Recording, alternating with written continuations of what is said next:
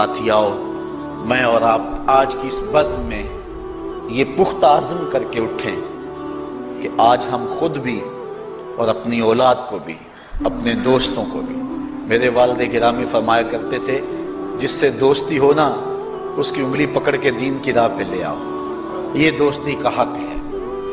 اس کے لیے آپ بہت کچھ کرتے ہیں لیکن اگر اس کو دین نہیں دیا تو کچھ بھی نہیں دیا۔ کوشش کرو میرا دوست ہو اور جہنم میں جائے۔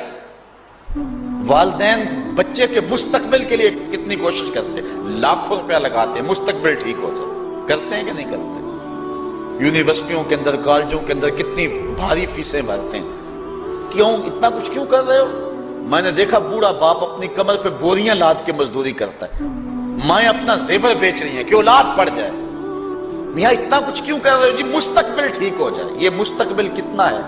20-25 سال کا، اور جو اصل مستقبل ہے اس کی فکر ہی نہیں کسی کو۔ اصل مستقبل تو وہ ہے، اللہ اکبر، بیرون ملک جائے بیٹا تو ماں کہتی ہے بس دعا کرو کہ میرا بیٹا خیریت سے پہنچ جائے۔ بیٹی کی شادی کرتی ہے تو ماں کہتی ہے دعا کرو کہ اپنے گھر میں اس کو چین مل جائے۔ کسی کا انٹرویو ہوتا ہے، لوگ کہتے ہیں جناب دعا کرو کہ اس انٹرویو میں وہ کامیابی سے گزر جائے۔ میں کہتا ہوں جب قبر میں اترتا ہے پھر کسی نے آ کر کبھی نہیں کہا کہ دعا کرو مشکل گھڑی آ گئی ہے خیریت سے گزر جائے۔ اصل امتحان تو یہ ہے، اگر اس امتحان سے گزر گیا تو کامیابی اور بامرادی۔ یہ تھوڑا سا مستقبل دنیا کا، اس کے لیے ہم کتنے پیسے لگا دیتے ہیں۔ سب کچھ اولاد کو آتا ہے، ہر شے فر فر پڑھتے اور بولتے ہیں، دعائے قنوت بھی نہیں آتی ہوتی۔ تو ہم اپنی اولاد کے لیے دین کا تحفہ اس کو کبھی نہ چھوڑیں۔ اللہ اکبر، کوشش کریں، محنت کریں۔ حضور نبی رحمت صلی اللہ علیہ وآلہ وسلم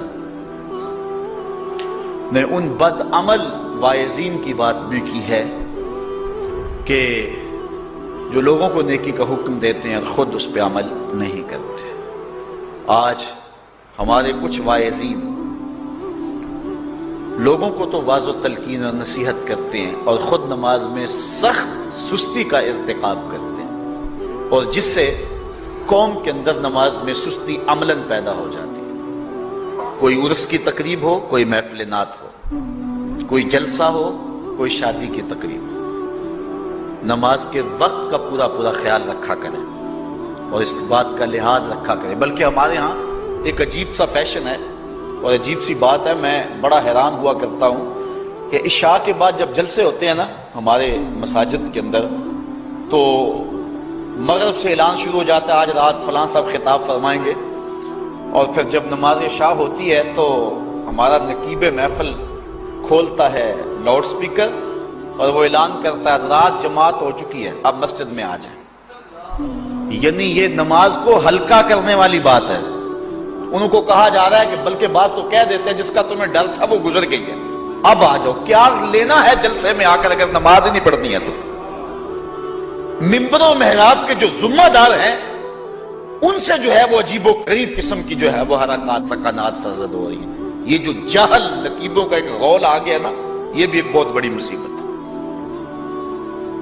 ایک تو بے تحاشا القاب، دوسرا دین کی روح سے ناشنائی۔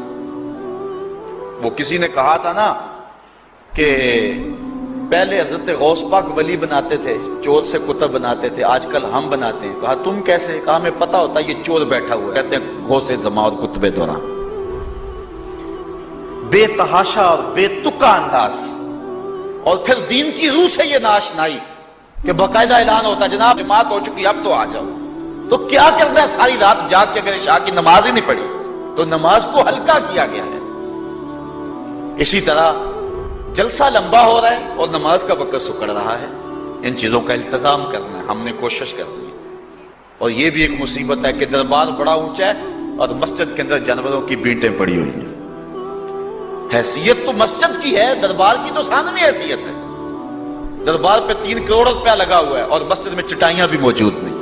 اپنے بھی خفا مجھ سے ہیں، بیگانے بھی ناخوش، کہ زہر حلال کو کبھی کہہ نہ سکا کند، بات وہی کہتا ہوں سمجھتا ہوں جسے حق، میں ابلہ مسجد ہوں نہ تہذیب کا فرزند۔